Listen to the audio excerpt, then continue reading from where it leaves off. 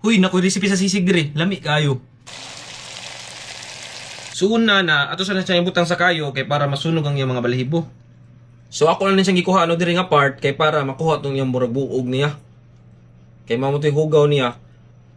So bali pabukalan sa niya nato nga hantod nga muhumok siya. Para mulamis siya ato siyang butang ahos, bombay og paminta dahon. Paminta liso, salt, luya, ug namoy tanglad ya, pwede sa butang tanglad. So bali pabukalan sa nato siya nga hantod nga mohumok siya usa nato pritohon. So kay humok naman siya ato sa siya pabugnawon usa nato pritohon. So kay bugnaw naman so ato na ning pritohon nga hantod nga mo crispy siya. Pagka humag prito gipabugnaw siya pagka humag gihiwa. Butter, sibuyas dahon, silis pada. Pagka humag gisa ibutang na ang maskara. So gipawon na ko ang kayo kay timplahan na tog nor seasoning, oyster sauce, soy sauce, sugar, black pepper powder, calamansi juice. Pagkahuman atong iyon, din atong kayo-kayon. So luto lang natong mga 3 to 5 minutes nga i-absorb sa karne ang timpla niya. So kani nga recipe, simple ra kay ni, pero ganahan mo tangan yung mayonnaise or itlog, pwede ra kay na. So balikan ni luto na niya ang atong sisig.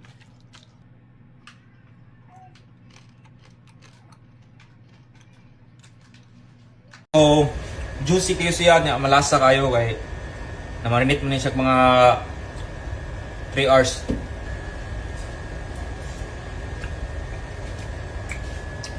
Every Sunday diri sa barko magbuhat jud ko aning ginatawag nilang pelmeni. So sa Russian food ni siya.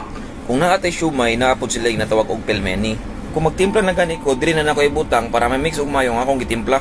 So wala man ko pelmeni molder, so akong diskartean diri nagamit akong takob sa Nutella. Nya para dili ko maglisod og palaman niya, gigamitan na nako diri piping bag. So mao ni siya diskarte para mas madali akong trabaho.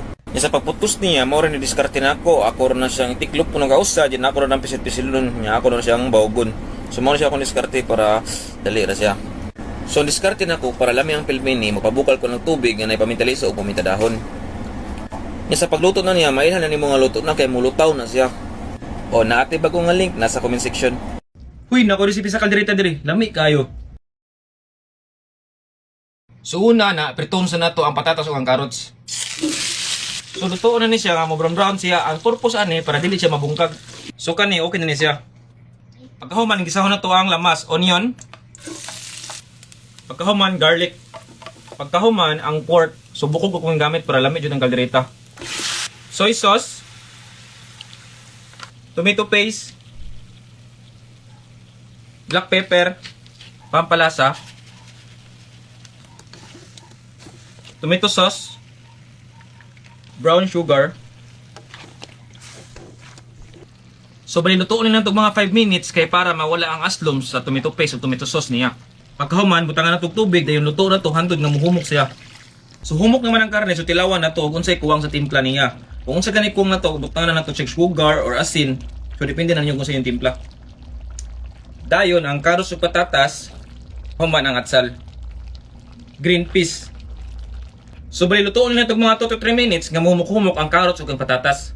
Tanawa na, ug unsa kalami ang atong kaldereta. Huy, nakoy recipe sa humba diri. Lami kayo. So bali tostahon sa nato, butangan na to gamay suka. Yum. Dayon o kayon. So bali ato na siyang kubsan sa iyang kaugalingong mantika. Human na butangan na nato diya siya bombay, ahos, star anise, paminta liso, paminta dahon. So bali ato lang siyang gisahon og kadali. So when the aroma comes out na gani, ibutang na to ang soy sauce.